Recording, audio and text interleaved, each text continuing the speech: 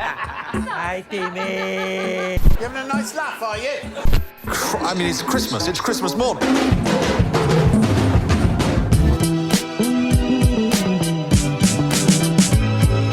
Hey! I love the way it makes me feel inside. What's up, everyone? Adam from FWCI. This is Nathan For You, Season 4, Episode 3, Andy versus Uber. The last couple of episodes, I'm not gonna lie, they've been a little bit rough, if I'm being honest. They haven't been Nathan For You at his finest, and I'm sure that Season 4 is gonna pick up at some point, because this would be the season where he was kind of ramping up towards the rehearsal, is probably what I'm thinking. So I don't know if we're gonna get as many legitimate business related episodes, and I think we're going to get more elaborate, crazy, in-depth, rabbit hole type of storytelling / comedy. But if you want to watch a full-length version of this reaction, go to patreon.com/FWCI. That's where you can get it. Make sure you subscribe here on YouTube as I go through the rest of this, and when the rehearsal season 2 comes around, I will be watching that week to week. So if you plan on watching the rehearsal, definitely subscribe. And go watch my reaction to Season 1 as well. The only episode that isn't up there because there was audio problems is the one where I think the old man makes some guy wipe his asshole. That one. But I'm excited for this episode, so let's jump into it. This is Nathan For You, Season 4, Episode 3, Andy versus Uber. My name is Nathan Fielder, and I graduated from one of Canada's top business schools with really good grades. They're average, Nathan. I gave marketing advice to a small taxi company owner named Andy Farshidian. Oh, is this where someone was going to give birth in his taxi? Very bad. The idea was to generate press. Yeah, I remember this one. Uber just happened to launch a new campaign offering free baby onesies to anyone who gives birth in one of their cars. Oh, what? Okay, interesting.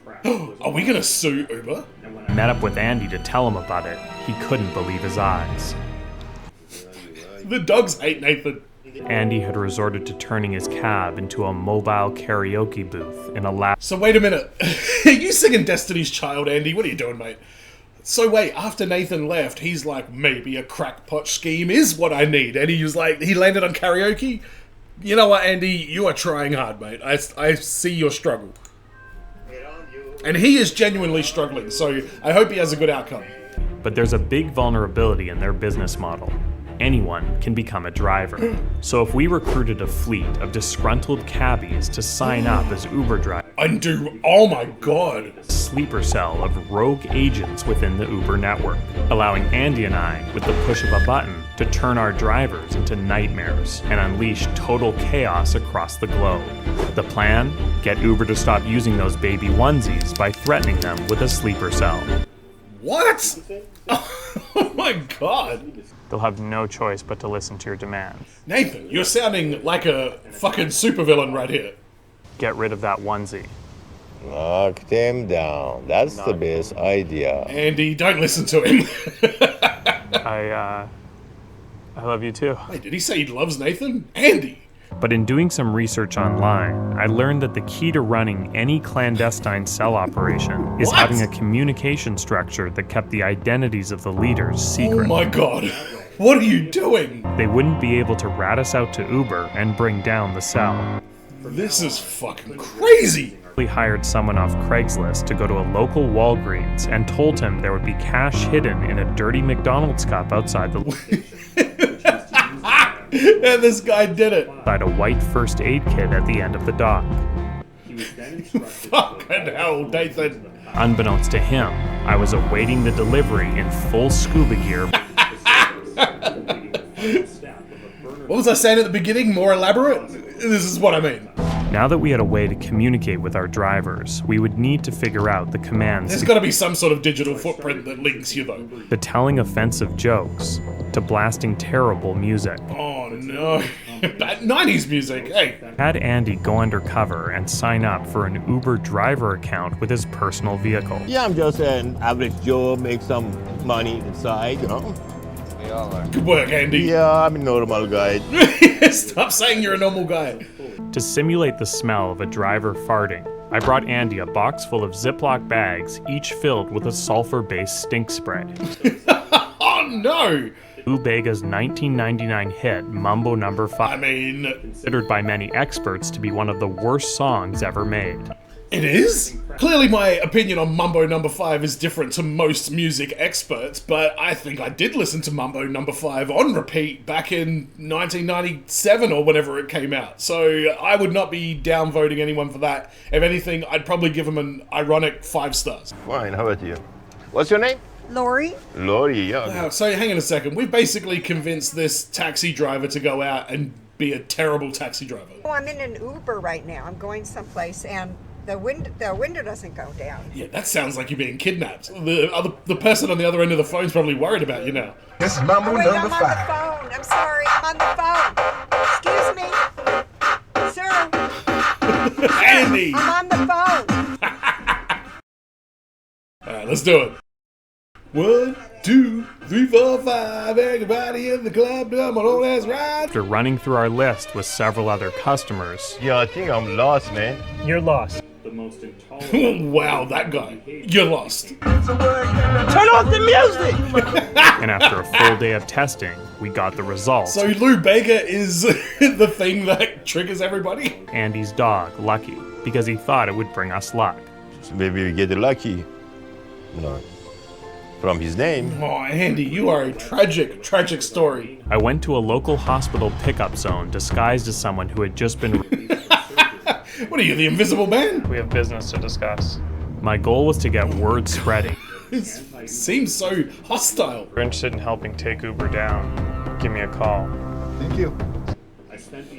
Nathan, you are the most conspicuous person I've ever seen in my life. The interested cabbies who reached out were given the address of a local daycare I had rented after hours, where they were told the What? Why would that be allowed? Andy and I got ready in the back storage room. Does it fit okay? Yeah. God, Andy, what are you into now? Can you do any accents or can you disguise your voice in any way? No, he can't. And you've heard him talk, Nathan. How was today, partner? How is your business? The taxi is gone, man. That's Louisiana? We are the lucky group. So we all agree that the Uber Andy, just say nothing. It is completely unfair. We're working with our permits.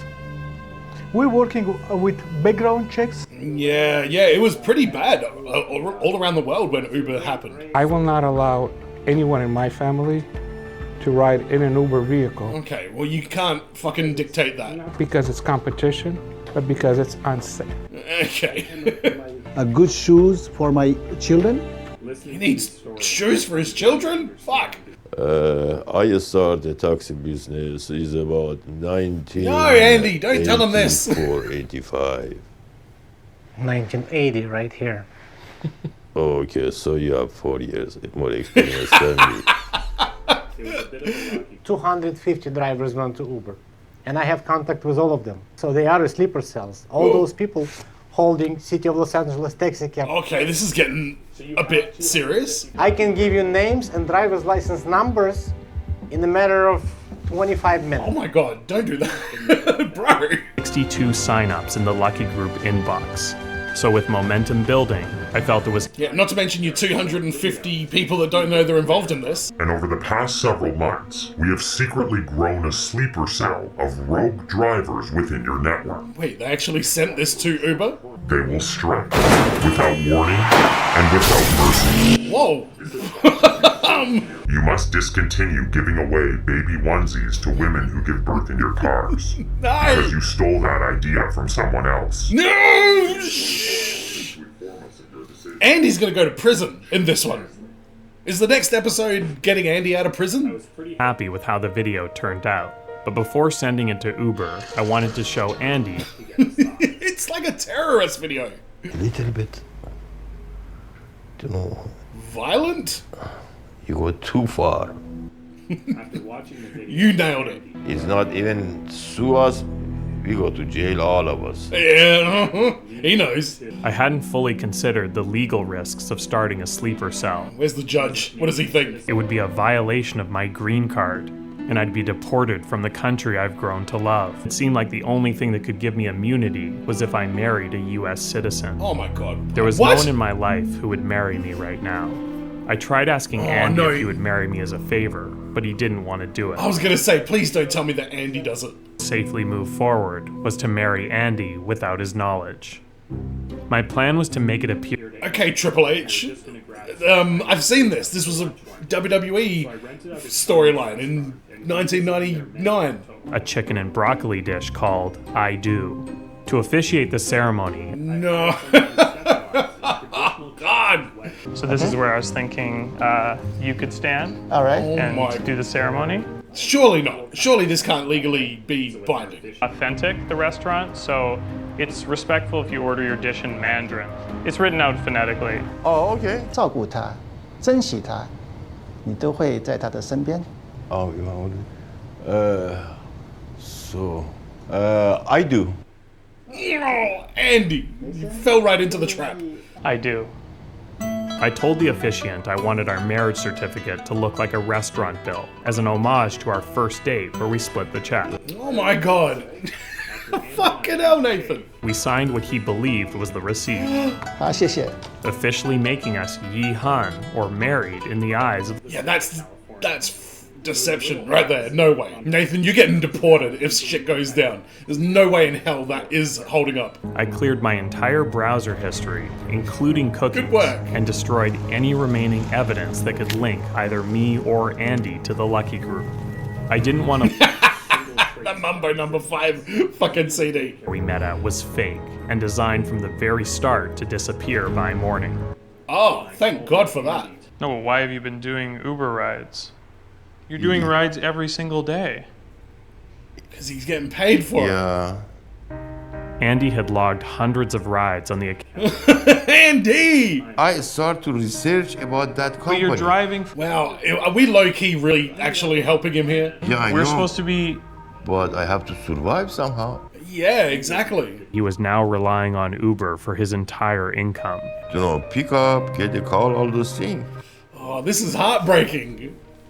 But it's going to be better for you in the long run, With man. the sleeper cell, it would affect his driver rating. And that's when I realized that he had transferred his entire karaoke machine into his Uber. Words were not even necessary. Yeah. Just like telegraphs had been replaced by telephones, free market had again chosen a winner. The real enemy wasn't Uber, it was progress. Yeah, it's kind of true as well. There was also no longer a need for us to be married.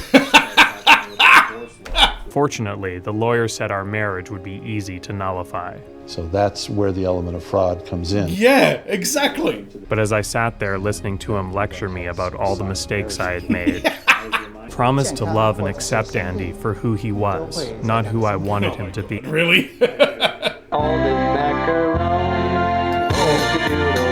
That's, what do you call it? Public domain? Is that why we're getting this song? Absolutely. Wow, Andy. Fuck. Won't be kissing because he has an STD right now. Nathan! Oh, Nathan. Alright, the ending of that was kind of beautiful in a way. Like, we got Andy into a new job, although it doesn't seem to pay that much. I don't think anyone can survive on just Uber alone.